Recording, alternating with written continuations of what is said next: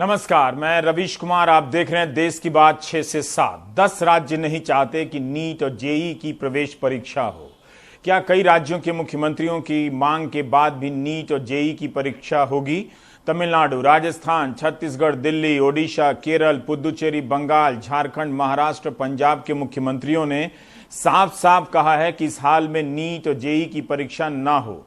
क्या केंद्र सरकार इन 10 विपक्षी राज्यों की मांग को अनदेखा कर देगी? सोनिया गांधी के साथ 7 विपक्षी मुख्यमंत्रियों की बैठक चल रही थी। इस बैठक में महाराष्ट्र के मुख्यमंत्री उद्धव ठाकरे ने एक लाइन खींच दी। सबके सामने कह दिया कि तय करो कि लड़ना है कि डरना है। एक ही व्यक्ति देश चलाएगा, हम हाथ पर हाथ धरे रहेंगे तो संघीय ढांचे का क्या होगा?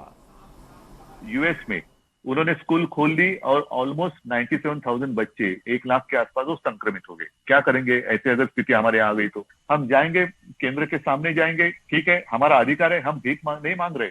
जो बात आपने कही वो सच है, भीख नहीं मांग रहे, हमारा अधिकार है, हमारी जनता का अधिकार है। और इसके बाद रणनीति पर बात होने लगी कि क्या क्या किया जाए। सुप्रीम कोर्ट में राज्य सरकारें अपना पक्ष रख चुकी हैं और केस हार चुकी हैं। फिर से चर्चा चली कि सुप्रीम कोर्ट जाया जाए, लेकिन उससे पहले प्रधानमंत्री से बात की जाए। इस पर पंजाब के मुख्यमंत्री कैप्टन अमरिंदर सिंह ने कहा कि प्रधानमंत्री को 3 बार पत्र लिखा है कि परीक्षा अभी ना कराएं, मगर उनकी बात नहीं सुनी गई। झारखंड के मुख्यमंत्री हेमंत सोरेन ने कहा कि सुप्रीम कोर्ट जाने से पहले प्रधानमंत्री से बात करनी चाहिए। पंजाब के मुख्यमंत्री ने कहा कि अपने अटॉर्नी जनरल को महाधिवक्ता को आदेश दिया है कि विपक्षी दलों से मिलकर रणनीति बनाएं। उन्होंने कहा कि प्रधानमंत्री के पास अगर समय नहीं मिला तो सितंबर आने में अब कुछ दिन रह गए हैं। बंगाल की मुख्यमंत्री ममता बनर्जी ने कहा कि इस मसले पर प्रधानमंत्री से बात करनी चाहिए, फिर सुप्रीम कोर्ट की तरफ चलना चाहिए। We also may appeal the Supreme Court. If central government feel not to appeal, then we as a state government, because we are also elected government, let us do it together. Let us go to Supreme Court and let us request them to postpone it for the timing unless the situation allows students to sit for exam. We have written to the Prime Minister 3 times on this issue of University Grants Commission being told to hold the other college exams, to delay them or to let the students be passed. We are told no. Now, I think if, as Mamata ji has suggested, all of us states take this up combined with the Supreme Court and fight it out there. And let's try and see that the Supreme Court, which has so far given a negative opinion, may on a review petition, may listen to us. There are other problems of students and examinations. These are also being dealt with uncaringly. Now there are many more issues, and I'm sure you are much more aware of them than I am. NEET और JEE की परीक्षा को लेकर विपक्षी दल की सरकारें बनाम बीजेपी सरकार का मामला बन चुका है। विपक्षी दलों की बैठक में ओडिशा और दिल्ली के मुख्यमंत्री नहीं थे, मगर इन दोनों मुख्यमंत्रियों ने अलग अलग परीक्षा रद्द कराने की मांग की है। दिल्ली के उप मुख्यमंत्री मनीष सिसोदिया ने शनिवार को ही कहा था कि परीक्षा ना हो। कांग्रेस सांसद राहुल गांधी ने भी ट्वीट कर परीक्षा के विरोध को समर्थन दे दिया है। अपने ट्वीट में राहुल ने कहा है कि नीट जेईई के अभ्यर्थी अपने भविष्य और स्वास्थ्य को लेकर चिंतित हैं। उन्हें कोविड के संक्रमण की चिंता है, आने जाने के लिए परिवहन और रुकने की व्यवस्था को लेकर परेशान हैं। सरकार को सभी की बात सुनकर एक स्वीकार्य समाधान निकालना चाहिए और इनके ट्वीट के नीचे #एंटी स्टूडेंट मोदी गवर्नमेंट लिखा है। उधर एनएसयूआई के राष्ट्रीय अध्यक्ष नीरज कुंदन नीट और जेईई की परीक्षा को लेकर भूख हड़ताल पर बैठ गए हैं। वाम संगठन आइसा ने भी परीक्षा के खिलाफ सत्याग्रह शुरू कर दिया है। इस परीक्षा के विरोध में 4200 छात्रों ने 1 दिन का उपवास रखा। हमारे सहयोगी आलोक पांडे ने यूपी के अलग अलग छात्रों से बात की है जो इस परीक्षा की तैयारी से संबंधित हैं। देश भर से छात्र और उनके माँ बाप ये सवाल पूछ रहे हैं कि जब इतनी बड़ी महामारी फैली हो तो सितंबर में दाखिले के इम्तिहान करवाने पर सरकार क्यों अड़ी है। 21 साल के प्रशांत पटेल नीट के लिए बैठ रहे हैं, जिनका परीक्षा केंद्र 300 किलोमीटर से ज्यादा दूर लखनऊ में है। उत्तर प्रदेश की राजधानी में राज्य के सबसे ज्यादा 6,500 मौजूदा मामले हैं और 303 लोगों की मौत हो चुकी है। मेरा एग्ज़ाम सेंटर है लखनऊ, मेरे घर से उसकी दूरी 350 किलोमीटर है। तो वहाँ तक जाने के लिए हमें पब्लिक ट्रांसपोर्ट का यूज़ करना पड़ेगा और इवन ट्रेन भी इस समय चल नहीं रही हैं।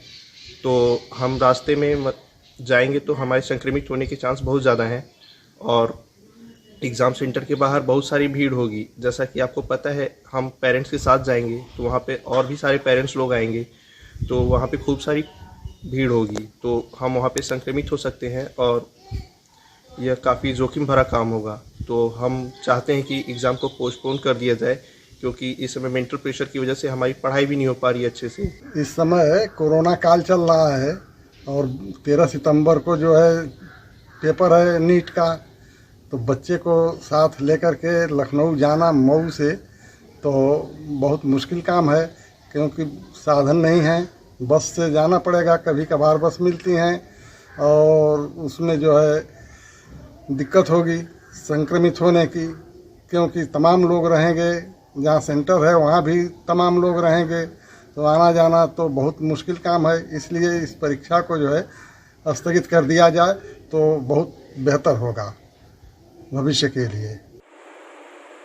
नेपाल से सटे सीमावर्ती जिले सिद्धार्थ नगर में हसन अरकाम, आर्यन चौधरी और यहिया खान नीट की तैयारी कर रहे हैं, लेकिन ये और इनके परिवार वाले अलग अलग वजहों से परेशान हैं। चूँकि अब अपनी प्राइवेट गाड़ी तो है नहीं, तो हमें गाड़ी हायर करनी पड़ेगी, जिसका 7,000 के करीब हमें उसका देना पड़ जाएगा। तो फाइनेंशियली तो अभी लॉकडाउन की वजह से सब जगह मतलब प्रॉब्लम हो ही रही है। तो सर वहाँ पहुँचने पर बच्चों के लिए मतलब हम लोग अंदर से सेफ्टी फील नहीं कर रहे हैं कि बच्चे वहाँ किस उसमें कैसे एग्ज़ाम देंगे। सरकार तो कह रही है कि मतलब वहाँ पूरी सुविधा मिलेगी बच्चों को, लेकिन हम लोग अंदर से मतलब मेंटली तैयार नहीं है कि अभी जब तक ये कोविड का चल रहा है मामला, तब तक बच्चों को मतलब ना ये एग्ज़ाम दिया जाए, उनसे नीट का भी ना किया जाए तो ज़्यादा बेहतर है। एग्ज़ाम्स मई में होने थे, उस हिसाब से हम लोग ने प्रिपरेशंस की थी, लेकिन फिर उसके बाद डेट्स 2 बार पोस्टपोन होने के बाद मतलब धीरे धीरे स्ट्रेस बढ़ने लगा और फिर प्रिपरेशन भी लूज़ होने लगी। और जिस हिसाब से प्रिपरेशन कोटा में होती थी, यहाँ पर उस तरह से पढ़ाई नहीं हो पा रही थी। पश्चिमी उत्तर प्रदेश के हापुड़ में भी छात्र परेशान हैं। डर तो हमें पढ़ाई से नहीं लग रहा, तैयारी तो हमारी अच्छी चली है, बट डर इस चीज़ का है कि वहाँ जाने के बाद आपने जो गाइडलाइंस जारी की हैं उससे डर लग रहा है। लाइक अगर वो भी फॉलो होती है तो प्रेशर दिमाग में रहता है कि हम एग्ज़ाम दें या उस चीज़ को प्रेशर करें कि हम कोरोना से इन्फेक्शन तो नहीं हो जाएंगे जाने के बाद। ऐसी ही चिंताएं 2000 किलोमीटर दूर चेन्नई में भी हैं। बी कृतिका डॉक्टर बनना चाहती हैं, लेकिन सोच सोच के हैरान हैं कि परीक्षा केंद्र पहुंचेंगी कैसे, क्योंकि तमिलनाडु में सरकारी बसें वगैरह चलना शुरू नहीं हुई हैं। दीक्षिता को जेईई और फिर नीट के इम्तिहानों के लिए सितंबर में 2 बार कांचीपुरम जाना पड़ेगा, एक ऐसा शहर जहां कोविड काफी फैला हुआ है। हम परीक्षा केंद्र कैसे जाएंगे? बसें हैं नहीं, बहुत दूर जाना है, इतवार को ऑटो भी नहीं मिलते और पूरा लॉकडाउन भी है। हमारी जिंदगी ज्यादा अहम है। अगर हम जिंदा रहेंगे तभी नीट या मेडिकल कॉलेजेस में जा पाएंगे। हमें पता नहीं कि सोशल डिस्टेंसिंग का कितना पालन होगा। माँ बाप भी तो छात्रों के साथ आएंगे। बाढ़ से जूझ रहे बिहार और असम में इस बारे में लोगों की मिली जुली राय है। Condition of some states are still terrible for this virus, whereas the students of flood hit areas. ग्रामीण और बाढ़ प्रभावित इलाकों में इम्तिहान देने के लिए कैसे जाएंगे? सरकार को इसका इंतजाम करना चाहिए था और एक तरकीब परीक्षा बढ़ाने की थी, जिसके बारे में लॉकडाउन के दौरान तैयारी कर ली जाती। Control the crowd. They could have taken this measure during the lockdown also. मुझे एग्ज़ाम देना चाहिए और सुप्रीम कोर्ट के गाइडलाइन के हिसाब से जितनी भी व्यवस्थाएं हैं, जैसे कि मास्क लगाना, सैनिटाइजर करना, सोशल डिस्टेंसिंग, इन सब को रखते हुए ध्यान में हम लोगों को एग्ज़ाम देना चाहिए। चेन्नई से सैम डैनियल के साथ लखनऊ से आलोक पांडे की रिपोर्ट, एनडीटीवी इंडिया। सरकार का कहना है कि एडमिट कार्ड डाउनलोड किए जा चुके हैं और उन्हें भी परीक्षा देने वाले छात्र और मां बाप संपर्क कर रहे हैं और वे चाहते हैं कि परीक्षा हो। मंगलवार को परीक्षा की गाइडलाइन जारी की जा चुकी है। इस गाइडलाइन के जरिए भरोसा दिलाया गया है कि परीक्षा केंद्रों में सारी सावधानियां बरती जाएंगी।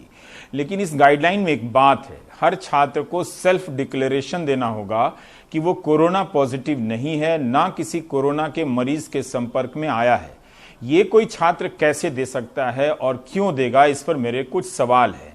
क्या छात्रों को अब परीक्षा केंद्र जाने से पहले कोविड का टेस्ट कराना होगा? कोविड टेस्ट का खर्चा सरकार देगी या गरीब छात्रों को उठाना होगा? और ये कहां जाकर लाइन में लगकर टेस्ट कराएंगे? बगैर लक्षण के कैसे पता चलेगा कि कोविड है या नहीं है? क्या सरकार बिना जांच के बता सकती है कि किसी को कोविड है या नहीं है? सैंपल देखकर छात्रों को टेस्ट रिपोर्ट आने तक तनाव में रहना होगा। यही नहीं, अगर पॉजिटिव होगा तो उस पर सरकार की क्या नीति होगी? क्या पॉजिटिव छात्र को परीक्षा से रोक दिया जाएगा? उसके नुकसान की भरपाई कैसे की जाएगी? दफ्तर बंद है, सिनेमा हॉल बंद है, पर्यटन बंद है, मगर परीक्षा चालू है। क्यों? किस लिए यह तालाबंदी की गई थी? उसमें भी कहीं परीक्षा हो रही है, कहीं परीक्षा नहीं हो रही है। करोड़ों लोगों की नौकरियां दांव पर लगा दी गई तालाबंदी के नाम पर। लेकिन अब देखिए कि 58,000 से ज्यादा लोगों की मौत हो चुकी है। हम कोरोना के मामले में भी उल्लेखनीय प्रगति नहीं कर सके। हर दिन डेटा बदल बदल कर तारीफ की जाती है। जब इसका संक्रमण इतना फैल रहा है तो किस आधार पर इन छोटे बच्चों को, 19-20 साल के किशोर किशोरियों को आप परीक्षा सेंटर की तरफ जाने के लिए मजबूर कर रहे हैं? सरकार कहती है कि परीक्षा के पक्ष में है। कहां से यह जनमत मिल रहा है? तो ऑनलाइन जनमत ही करा ली जाए। इस तरह से न्यूज चैनलों को भी ब्रेक मिल जाएगा सुशांत सिंह से कवरेज में। यह कौन सा ऑनलाइन इम्तिहान है दुनिया का जिसके लिए ऑफलाइन दूरी तय करनी होती है कि हम 300 किलोमीटर चलकर ऑनलाइन इम्तिहान देने जा रहे हैं? मजाक बना रखा है ऑनलाइन का भी। ठीक है कि पसंद के जिले में सेंटर मिला है, लेकिन वहां लॉकडाउन है। जैसे बिहार में, वहां के छात्र कैसे दूरी करेंगे? जिले में बस नहीं चलती है। ट्विटर पर कई दिनों से नीट और जेई के छात्र ट्रेंड करा रहे हैं। Hashtag anti student Modi government, hashtag postpone JEE NEET, hashtag no examination in COVID, hashtag postpone JEE NEET today, hashtag NEET 2020, hashtag JEE NEET, postpone JEE NEET in COVID, anti student. इस तरह के ये सारे tweet कराए जा रहे हैं। क्या ये सिर्फ सरकार विरोधी खेमे के ट्वीट हैं? क्या ये छात्रों की वास्तविक मांगे नहीं हैं? ट्विटर पर अभिषेक सिंह ने लिखा है कि हम सिर्फ परीक्षा टालने की मांग कर रहे हैं, स्थिति सामान्य होने का इंतजार कर लीजिए प्लीज। आलोक त्रिपाठी ने ट्वीट किया है कि मेरा परीक्षा केंद्र 424 किलोमीटर दूर है, मेरे लिए ट्रांसपोर्ट का इंतजाम कीजिए या फिर परीक्षा रद्द कर दीजिए। मनीष वर्मा ने ट्वीट किया है कि मेरा सेंटर 157 किलोमीटर दूर है, प्लीज। हैशटैग नरेंद्र मोदी को भी लिख रहे हैं कि I request all my friends to support me and retweet it. Hrithik Raj ने ट्वीट किया है कि मुझे बताइए कैसे जाऊं परीक्षा देने, मेरे घर से सेंटर तक न ट्रेन है न बस है, अगर एक दिन पहले पहुंचा तो रुकूंगा कहां। प्रीति पांडे ने ट्वीट किया है कि सर मेरा परीक्षा केंद्र रायपुर है, मैं रायगढ़ में हूं, मैं 370 किलोमीटर की दूरी कैसे तय करूंगी। Postpone JEE NEET in COVID. Anupam Kant Mishra ने ट्वीट किया है कि जून, जुलाई, अगस्त 3 महीने सरकार ने परीक्षाओं को स्थगित रखा जब कोरोना के मामले आज से बहुत कम थे, पहले कम थे, और आज जब मामले बढ़कर 30 लाख पार कर चुके हैं तो सरकार जेई नीट की परीक्षा कराने पर अड़ी हुई है। कॉमन सेंस नाम की भी कोई चीज होती है शिक्षा मंत्री जी। कुमार प्रिंस ने प्रधानमंत्री और शिक्षा मंत्री को टैग करते हुए लिखा है कि मेरे भाई का सेंटर गोरखपुर में आया है, जो कि बिहार में उसके गांव से 112 किलोमीटर दूर है। इस समय उसके इलाके में बाढ़ है, वो परीक्षा देने कैसे जा सकता है। एक तरफ कोरोना को रोकने के लिए इलाहाबाद हाईकोर्ट से तालाबंदी का सुझाव आता है, दूसरी तरफ परीक्षाएं हो रही हैं। सिर्फ नीट और जेई की ही नहीं, कई अन्य परीक्षाएं कई राज्यों में हुई हैं, महाराष्ट्र में, राजस्थान में भी। किसी छात्र ने कहा कि शिक्षा मंत्री कहते हैं कि एडमिट कार्ड डाउनलोड कर लिया जाए तो परीक्षा देना चाहते हैं। ये कौन सा तर्क हुआ? डाउनलोड करने से ये कैसे मान लिया गया कि परीक्षा देना चाहते हैं? उनके पास एडमिट कार्ड डाउनलोड करने के अलावा और क्या विकल्प है? इस बीच तमिलनाडु से सैम डैनियल ने खबर दी है कि नीट की परीक्षा कराने की कोई जरूरत नहीं है, 12वीं के नंबर पर एडमिशन दे दिया जाए। वहां की सरकार ने केंद्र को लिखा है, AIADMK सरकार में बीजेपी शामिल है, अब क्या बीजेपी इस्तीफा दे देगी वहां से? राज्य सरकार ने प्रधानमंत्री को पत्र लिखा है कि इस बात की अनुमति दी जाए कि 12वीं के आधार पर मेडिकल में एडमिशन दे दिए जाएं। राज्य में हर दिन 6000 से ज्यादा नए केस आ रहे हैं कोरोना के। राज्य सरकार नहीं चाहती कि नीट की परीक्षा हो। अपने पत्र में स्वास्थ्य सचिव ने लिखा है कि जिन्हें लक्षण नहीं है वो परीक्षा केंद्र में आ सकते हैं। ये स्थिति है। अब बनारस हिंदू यूनिवर्सिटी ने एक तस्वीर ट्वीट किया है कि इस तरह से आप परीक्षा देने आइए, परीक्षा केंद्र में इस तरह से BHU की परीक्षा केंद्रों में तमाम चीज़ों के इंतजाम होंगे। अब इन तस्वीरों को जरा BHU अपने ही कोविड अस्पताल की तस्वीर ट्वीट कर दे, हद होती है। एक दिन पहले प्राय देश की बात में अजय सिंह की रिपोर्ट थी कि उस अस्पताल में कोविड के इलाज के दौरान लापरवाही की इतनी खबरें आ रही हैं, लोगों को प्रदर्शन करना पड़ रहा है, कोई मरीज की डेड बॉडी गायब हो जाती है, शवों का अदला बदली हो जाती है शवों का, और कोई कूद कर मर जाता है और अस्पताल प्रशासन उसे रोक नहीं पाता है, और बाद में उन्हें मानसिक रूप से बीमार घोषित किया जाता है। और अब ये खाली परीक्षा केंद्र में बिठाकर मॉडल बताया जा रहा है कि ये परीक्षा दिया जा रहा है। अपने अस्पतालों के इंतजाम की तस्वीरें अगर इस तरह से ट्वीट की गई होती तो पहले से ज्यादा लोगों में भरोसा होता कि हमारी माननीय आदरणीय सरकारों ने 4-5 महीने में करोड़ों लोगों को बेरोजगार कर तालाबंदी के दौरान इस तरह का इतना अच्छा इंतजाम कर लिया है, जिस देश में 58,000 से ज्यादा लोगों की मौत हो गई है। अब आपको ब्रिटेन ले जाना चाहते हैं, वहां भी कुछ काउंटी में स्कूल खुले हैं, लेकिन वहां के माँ बाप भी चिंतित हैं। वो बड़ी खराब व्यवस्था वहां को भी लेकर हो रही थी, लेकिन उसके बाद भी वहां के प्रधानमंत्री की इतनी आलोचना होती है। उन्होंने ट्वीट किया है कि आप अपने सुझाव प्रधानमंत्री को दीजिए, वो आपके सवालों के जवाब देंगे। यहां पर छात्र कई दिनों से ट्विटर पर ट्रेंड करा रहे हैं कि हमारी सुन लीजिए, हम 400 किलोमीटर 150 किलोमीटर कैसे यात्राएं करेंगे। यही नहीं, खाड़ी के देशों में कई हजार छात्र फंसे हुए हैं। सुप्रीम कोर्ट ने ऑर्डर किया है कि इन्हें वंदे मातरम विमान में प्राथमिकता के आधार पर जगह दी जाए। कितनी जगह दी जाएगी? हजारों छात्रों को क्या पहले से बुक कराए गए टिकट कैंसिल करके इन्हें बिठाया जाएगा ताकि ये भारत आकर परीक्षा दे सकें? इस तरह से पूरा चारों तरफ अगर आप देखें तो व्यापक तरीके से अफरा तफरी मची हुई है। निर्णय और अनिर्णय की स्थिति में अगर आप देखें तो छात्रों को 19-20 साल के छात्र हैं, पिछले 15 दिनों से परीक्षा के आखिरी चरणों में इन्हें मानसिक रूप से परेशान किया गया है। हो सकता है कि कुछ लोग देना चाहते हो, मगर सरकार को सामने आकर तमाम लोगों के सवाल लेकर जवाब देना चाहिए था कि वो क्यों कराना चाहते हैं। सिर्फ सुप्रीम कोर्ट की आड़ में वहां पर जो भरोसा दिया गया, सुप्रीम कोर्ट ने फैसला लिया, उस पर कोई ये जिद ठीक नहीं है। तो कम से कम आप छात्रों की काउंसलिंग भी कीजिए। यहीं पर हम ब्रेक लेते हैं, जो होना होगा वो होता रहेगा। छात्रों को भी समझना होगा कि किस तरह से लोकतांत्रिक व्यवस्थाएं इस देश में काम करती हैं, काम कर रही हैं। जम्मू से ये तस्वीरें हैं, आप देखिए, फिर ब्रेक लेते हैं।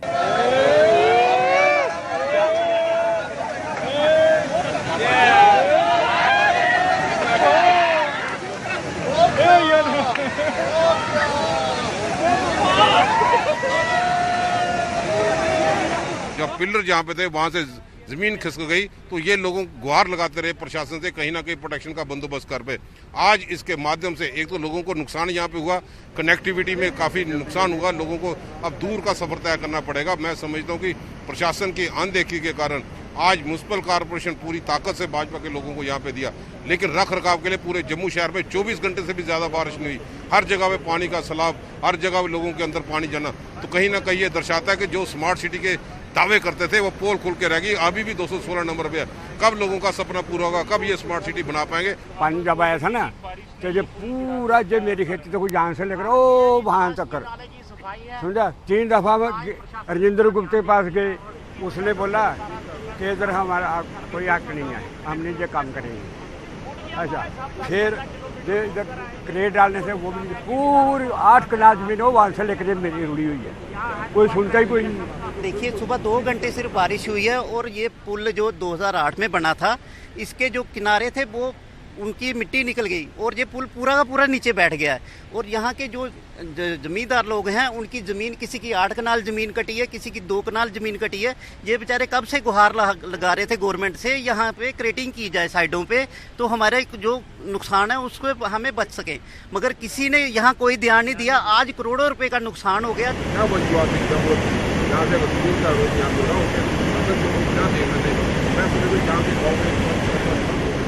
हर सुबह करीबन 2-2.5 घंटा